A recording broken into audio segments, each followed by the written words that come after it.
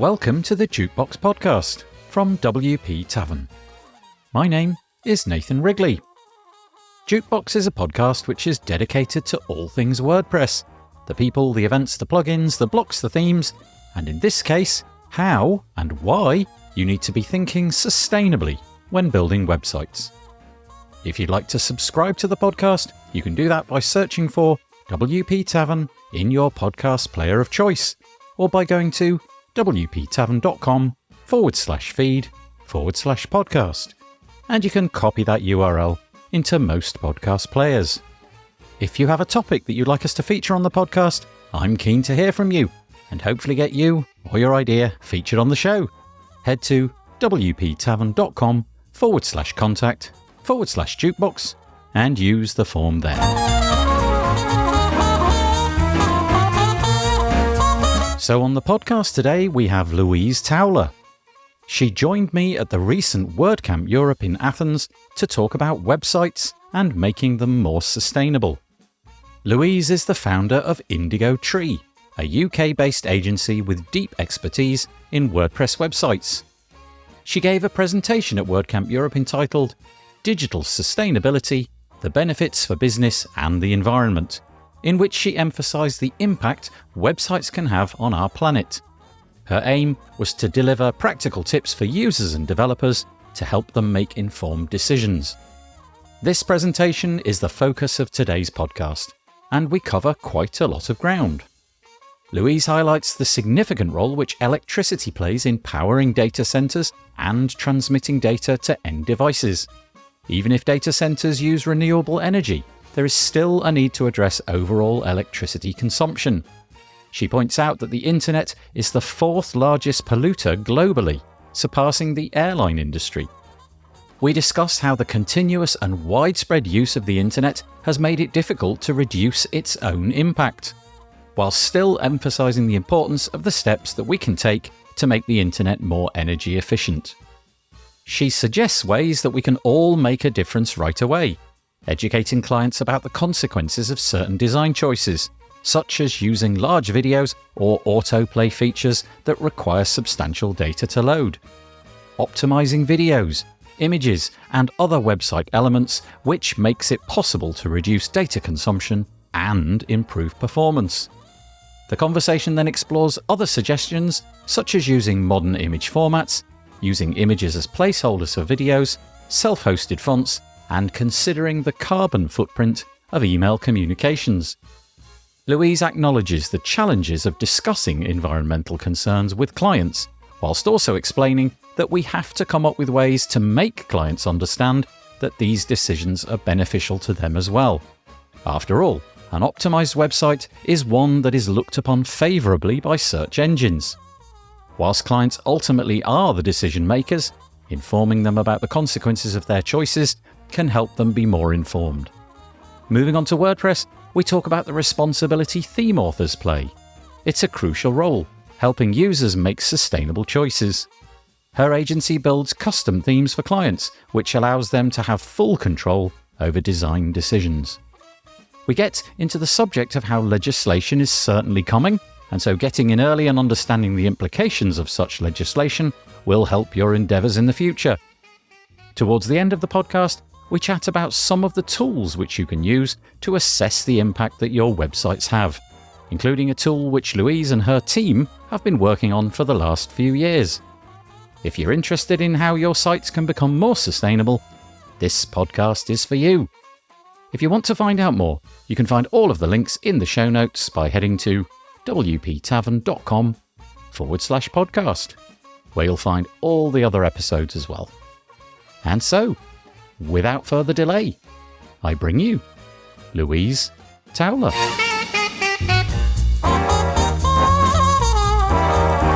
I am joined on the podcast today by Louise Towler. Hi, Louise. Thank you for inviting me. Hello. We're going to talk today about, well, possibly the most important topic ever, which is the environment and your website compared to the environment. Prior to that, Louise, will you just tell us a little bit about you so that we have some context? Who are you? What's your relationship with WordPress and so on? Okay, I am the founder of Indigo Tree. We're a small but beautiful WordPress agency based about 30 minutes on the train north of London in the UK. There's 15 of us in total at the moment. We have an engineering team, a project management team and a support team, and we build WordPress websites. I started building websites. Well, my first web page that I built was built Christmas Day, the year 2000, because my husband was daft enough to buy me a book on HTML. So he cooked the turkey and I built myself a little web page. I started freelancing about 20 years ago. And then one of my freelancing clients said to me, "We've heard there's this thing called WordPress. Would you mind building our website in WordPress?" And I was like, "Okay, I'll give it a go." And went off and Googled and found out how to do it. And the rest is history. Nice. You did a talk today entitled The Benefits for Business and the Environment. Just give us a bit of a background about your thoughts on the environment. What I mean by that, is this something that you're concerned about in your normal life? Does the environment figure heavily in your daily life? It does. It's really difficult to tread lightly on the planet. It's very hard to do things in a sustainable way, but I think I'm very conscious of it. So I buy a few clothes, but I wear them a lot rather than throw them away. Fast fashion thing. I use recycled paper. I try to do things in a good way, turn off lights, think about my travel. But it is genuinely hard. But then I have children and they're going to live a lot longer than me, and global warming is going to affect them a lot more than it's going to affect me. But 2050 is not that far away and we're in trouble, as we can see by the mad world weather that's happening at the moment. You work in the website building industry, as do I, which feels, in my daily interaction with my computer, it feels like the cleanest thing ever. I have a shiny laptop. I have a shiny phone. None of them put smoke out of the back when I switch them on. You know, if I worked in the automotive industry, it would be obvious what my footprint was. But I switch on my computer, there's no connection between that and the environment. And yet, it's pretty bad. Yeah. We browse the internet. We're probably asking Google and all the other rivals trivial things all the time. So make the connection for us. What is the environmental impact? What are the things which are happening between me switching on my computer and browsing WordPress websites? What are the things that are going on? What's the technology, the bits and pieces that we need to be thinking about? Well, if the internet was a country, it would be the fourth largest polluter. Compared to airlines, you know, that are 1.6%, it's massive. It is just massive. And it's fundamentally about electricity, because it's electricity that powers the data centers, whether or not they're running on renewable energy. The fact is they still need electricity. You've got the transmission, the wires between the data centers and the end devices. And then you've got the power to power your device. If you're on a phone, you're recharging it. If you're on a laptop, you're plugging it in. And that's all using electricity. And not all of that electricity is renewable. And the electricity that comes through the wires, you don't have any control about what proportion of that is renewable. On a hot, windy day in the UK, a vast proportion of that electricity is from renewable energy, from solar and wind turbines. But on a dark, gloomy day with no wind, a massive proportion of that is fossil fuel-powered electricity. It feels like we're completely addicted to the internet. I use the car that I have a bit, but I use the internet more or less continually. You know, I've got my phone, it's constantly charged up. The merest thought in my head can easily lead me to whip out the phone, do some banal scrolling of Facebook or whatever it may be. And that feels like that's crept up on us. We're all using it all the time. You said, what was it, 4%? It's the fourth largest polluter. Fourth largest polluter. Can you compare that to another industry? You mentioned airlines. Does the internet as a whole, so every website, all the online services that we can use and so on, does that pollute more than the airline industry? Because the airline industry is the poster child of pollution, isn't it? I believe it does. I mean, the problem is finding out and even measuring it is really hard. So all the estimates are that it is just massive. And it's getting worse. With AI, the stat that I've read is that to do a search in Chat GPT takes 4 times as much energy as to do a search in Google. And to build that AI model takes a massive amount of processing power to suck in all the data and build out that model that then does predict the next word that's going to come out in the chat box. And so it's not getting better. When you're talking about carbon footprints and getting to net zero, you've not just got to change the energy mix so that you're running off renewable energy. You need to actually reduce demand. In the UK, there's a carbon reduction task force. Their target is by 2030, they will have reduced demand by 15% for electricity in comparison to 2021. You have to reduce the demand as well. Right. And the connection to IT and websites is that if you transmit less data, there's not a direct correlation always, but you are essentially using less electricity to transmit that data. So the easiest way to mitigate your use of the internet is just to stop using it. But that's completely unrealistic now.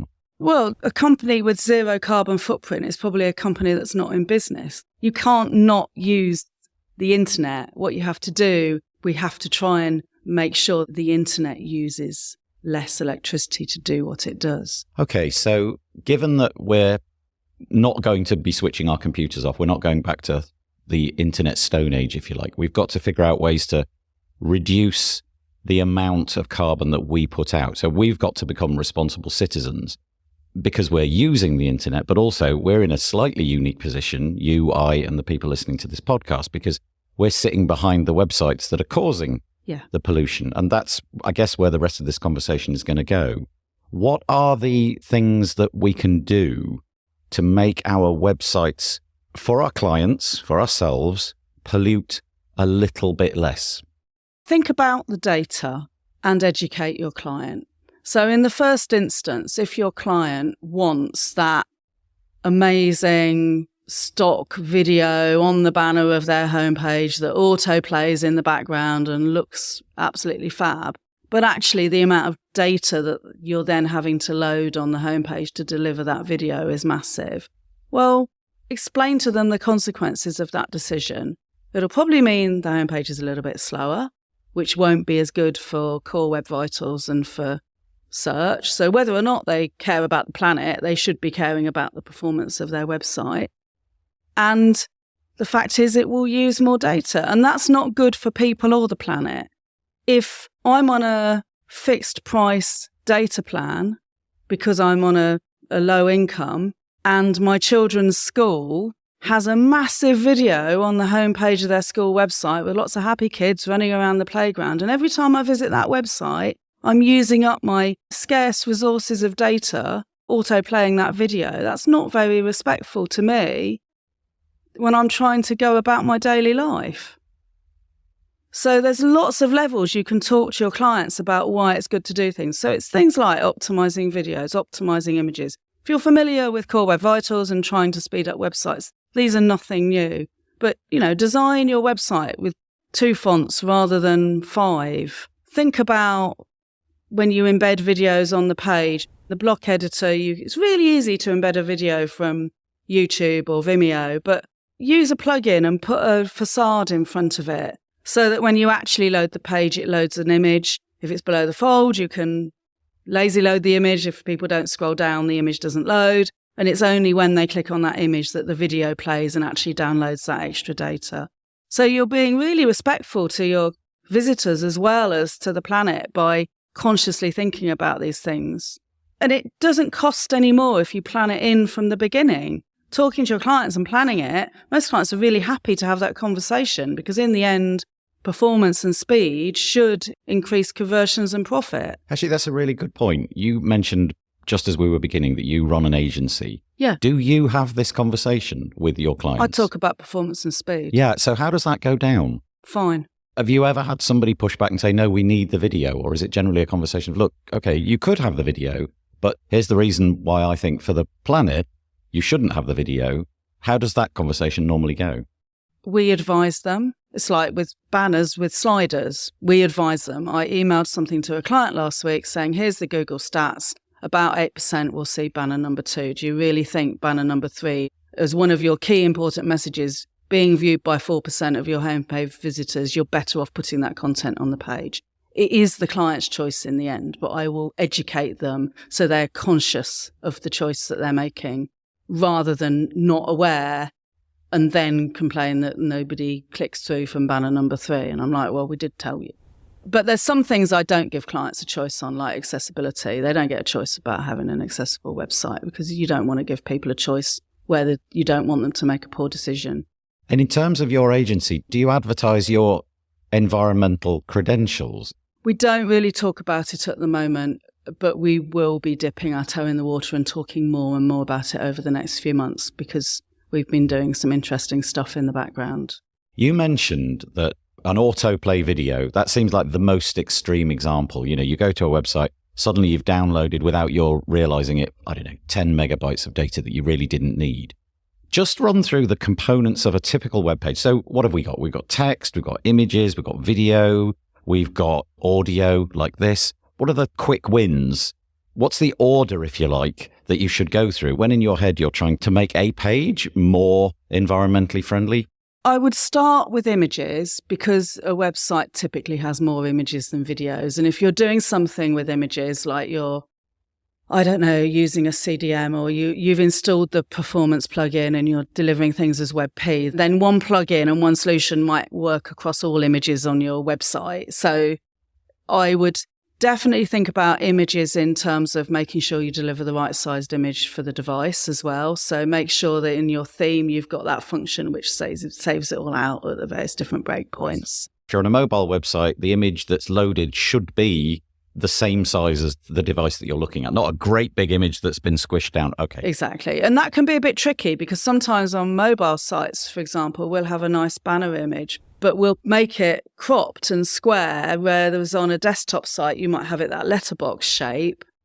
And actually, it won't really work on a mobile. It's too sort of narrow and thin. So you sometimes need to be a bit careful about, especially with the block editor, do you need to have different versions of images unless the cropping is right in the middle? Doesn't work very well with the block editor to just auto crop. It's about thinking about it. So I definitely start with images. Little things like making sure you're using SVGs where it's appropriate. If you've got an animated GIF, turn it into a video. I then look at the videos, just make sure you've got facades or posters on videos and try and persuade your client not to have that large banner video. I would then look at fonts and make sure all your fonts are self-hosted, which is a good thing anyway, because certainly from a GDPR perspective, if you're using Google fonts in Europe, then there's been some case law around it's leaking data to Google about who's using those fonts, and you don't want to be doing that. But that, again, will speed it up because you can cache the fonts and things like that and subset the fonts. So I think you can do things where if you've got a font set that's in multiple languages, but actually your website's just in English, only use the bit of the font that you need for the language that you're working in. And then I would definitely think about other things on the website, like email. If you've got a transactional site and you're sending out lots of confirmation of shipping emails, do you need a really big logo in the email? Can it be a tiny logo or even just text on a coloured background and make those emails have a lower carbon footprint as well? How does WordPress out of the box do with helping you get to some of these targets? It's not helpful. So I was going to say, I imagine that most people listening to this podcast have an understanding of everything that you just said, but the typical user of WordPress is not somebody that's listening to this podcast, used by millions of people who probably see the media library, throw in the biggest image they've got, and that's it. I think you've got to be a responsible theme author. As an agency, we build our own custom themes for each client, so we're not constrained in any way at the design stage. But if you're choosing either a free theme or a paid-for theme, you can be quite wise about it. So if you're you're building a brochure site for a client, you don't need to choose a theme with every possible e-commerce, form plugin, event plugin, all that extra code. If you're not using Font Awesome icons, then don't let the theme pull in the complete Font Awesome icon set. Just download a little SVG. So try and think about the theme that you choose. It can be a bit of a pain to actually turn off on some of those very flexible all singing or dancing themes, the options when you just want something really simple. There are some plugins that can help. So for example, we often use a plugin called Perf Matters, which is really good for performance. And one of the things I particularly like about that plugin is so if we're working with a client where they might have an inquiry form or a landing page with an inquiry form on it, you install a plugin. We use Gravity Forms, really brilliant plugin, love it. But of course, you get that plugin code in the head of every page just in case a form's required. Well, turn it off. You can use Perf Matters and go in and go, I only want the Gravity Form code to be embedded on these 3 pages on the site that have forms on. Doesn't need to be downloaded for any other pages. The same with something like Google Maps. The API for Google Maps, often you'll put it in so that you can have a nice map on your contact page. Well, actually, number one, could you replace that map with an image and then just link out to Google Maps? How many people are actually going to be scrolling in and out on the page? Think about it from the user's perspective. But then actually just have that Google Maps API code in the contact page. Don't have it anywhere else on your website. It's just not needed. But you see it a lot where all the plugins inject all their stuff into the head on every single page just in case. So go through and turn things off. You mentioned earlier that obviously this is something you're trying to embed in your company. You also mentioned that you don't have the conversation about accessibility. It's just the way it is. Well, we talk about it. The only time we really push back is where clients have got brand colours which aren't doubly accessible, and then we discuss with them whether we can change them. But are you going to, in the future, be having more conversations like this? Yes. And if so, how forceful are you going to be with your clients if they push back, say, no, there's a delicate line here, isn't there? You want to do the best for your client, and the best for your client may be a bitter pill for them to swallow. There may be a really good brand reason, depending on the client, as to why they have to use a particular font. But I would be going to the client and saying, I'm going to tell you why it's not a good idea. In the end, it is your choice. It is your website. You own the site once you've paid me for us to build it. So it is yours to do what you want with, but do it consciously, knowing the consequences of the decision that you're making. So I will always tell them, in the end, it is their choice. But with things like brand and fonts and that, well, the consequences of pulling in an Adobe font is 600 to 800 milliseconds of a page load. That can be the difference between a first and second spot on Google.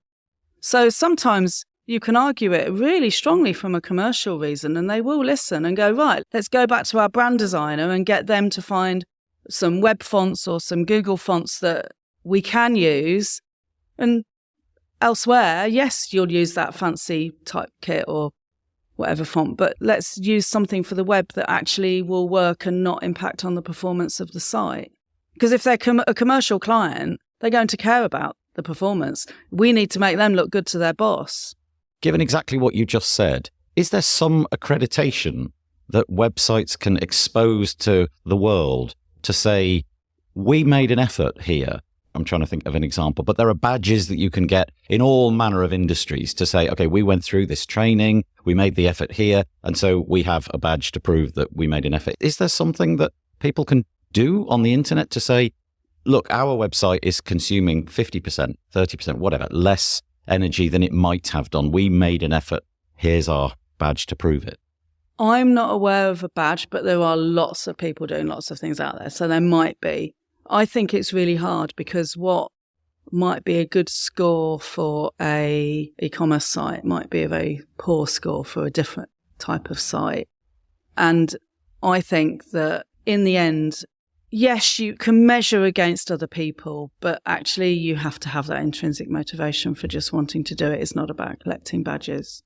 Does it matter if your site is AA accessible and you have a badge on your site, or does it matter that you basically have enabled 40% of the population with disabilities or temporary impairments to actually access your goods and services, and you'll increase your profits as a result?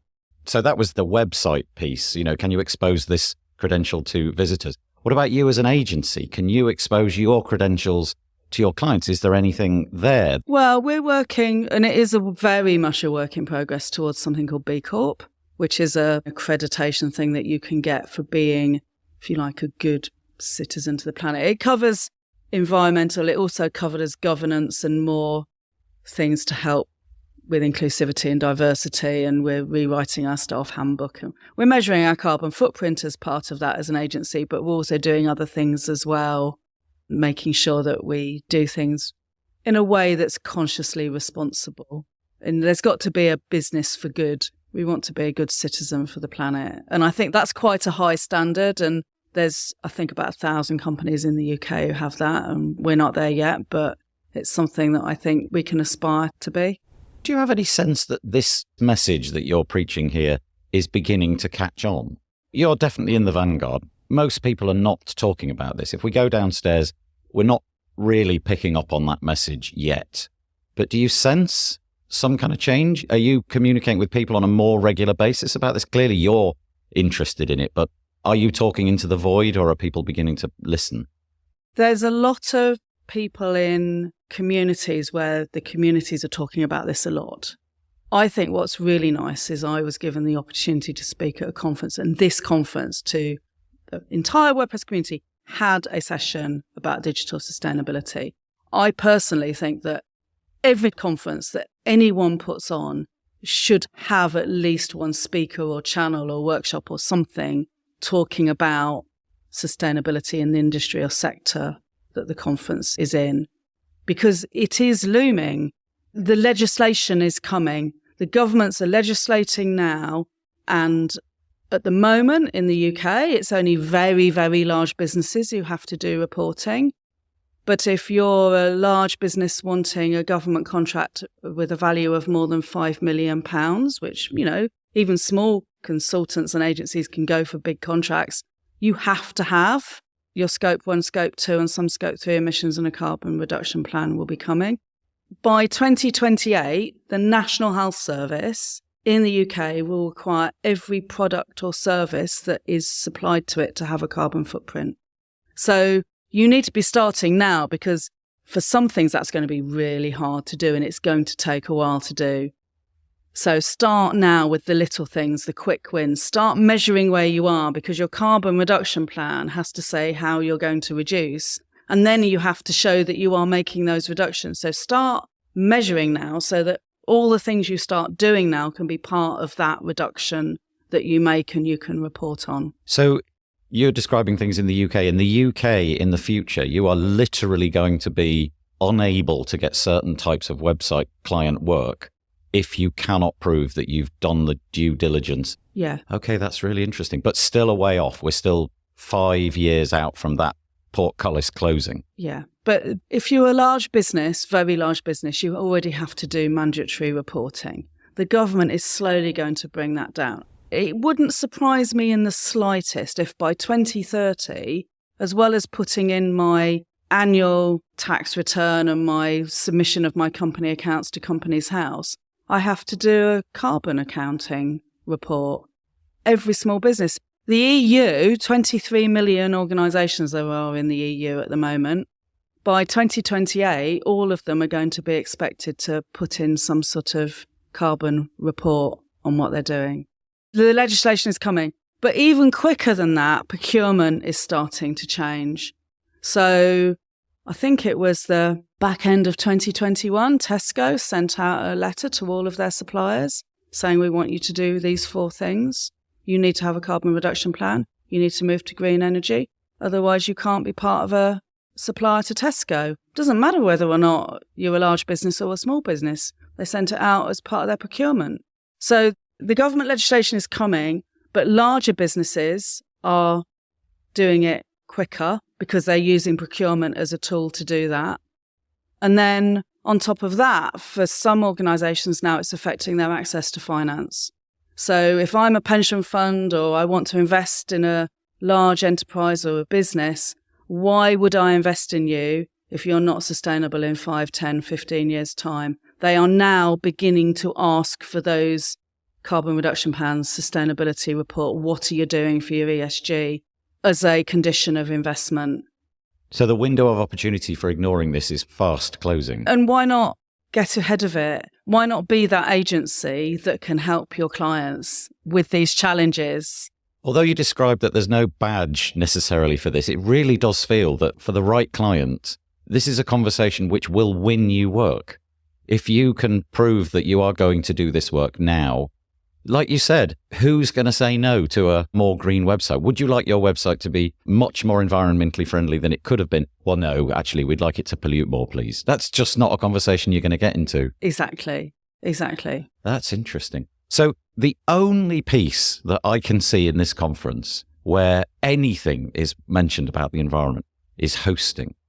And even that, it's probably, 1 in 50, 1 in 100 who have that badge. Talk to us about that side. So obviously we build websites, we've got a computer, we know that it's stored somewhere, but tell us about hosting and what people are doing. Actually, some of the hosting companies here are very green, but you have to consider the political climate. So if you're a hosting company based in Texas, in the US, and you're being told that you have to support big oil, because that's runs Texas, you don't talk about the fact that you're running your hosting data centers on green energy. So it's not that they're not, it's just that they're not, it's not necessarily part of their marketing message at this point because the political climate isn't necessarily conducive to that. So you're saying that the hosting industry broadly are doing a fairly good job of this?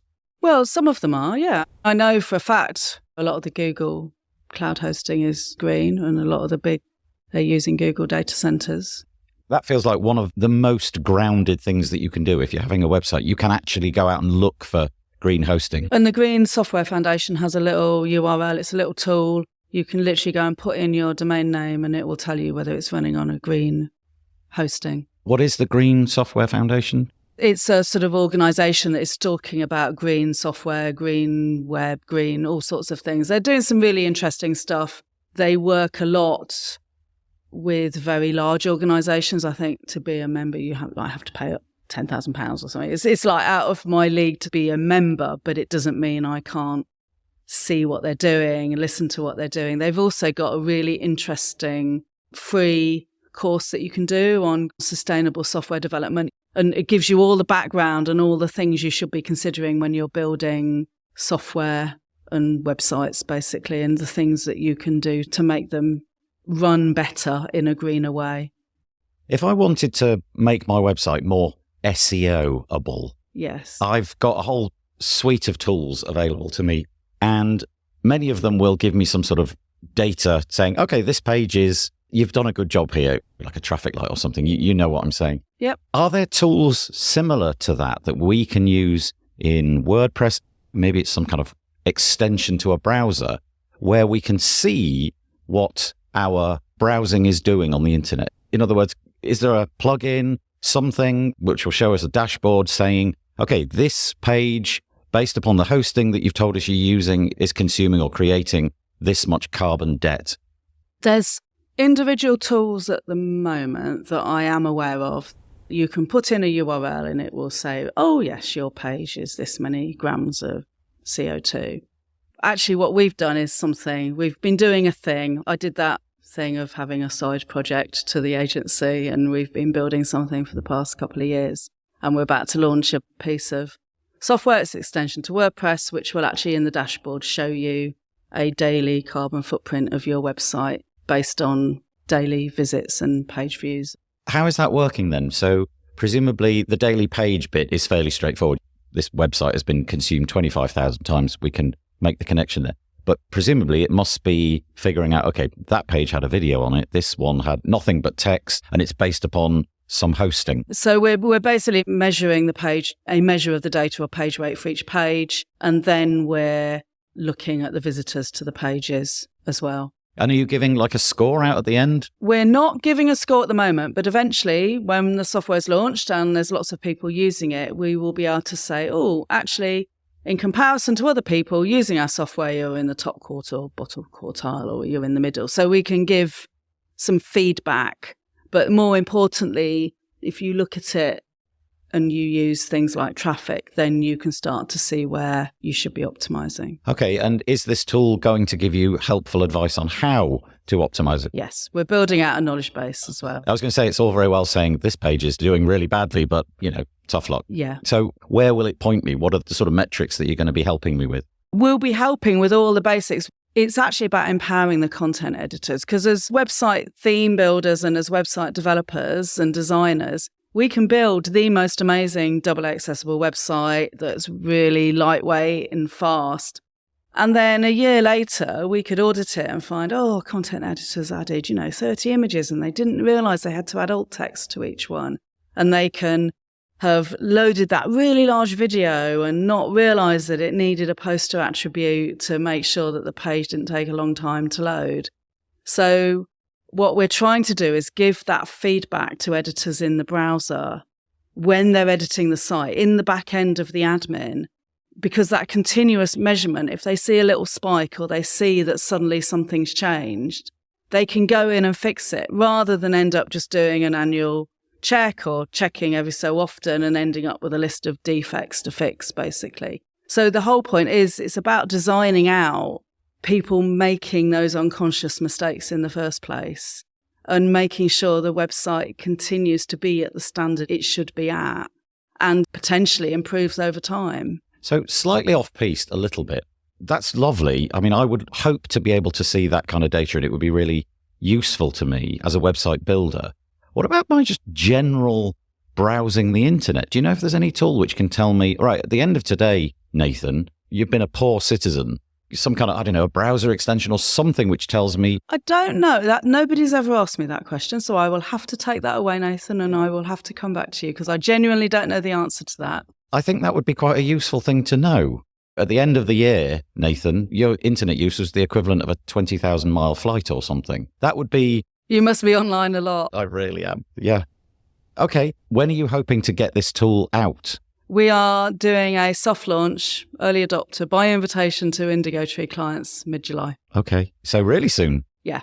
And then from then on, we'll be building out new features and basically getting it to the point where we can launch it to people as a SaaS product. So it's going to go beyond WordPress at some point? Couldn't possibly say, but yes. Maybe, yeah. Well, it depends on the roadmap and it depends what interest we get. And for me, it's not just about the commercial side of we want to build something that's obviously profitable and successful. It's actually where can we make the biggest impact? How can we, with what we're doing, make sure that we get the biggest carbon reduction overall? And the great thing about when you're measuring stuff is we can actually report on global stats that are sort of, 1,000 clients and cumulatively this month they have reduce their carbon footprint by this amount. So it's going to be an interesting journey to see how we get on and where the biggest impact can be whilst being commercial as well. Yeah, it really does sound interesting. Okay, so we're going to have to wrap it up. We're probably at the edge of the amount of time that we've got.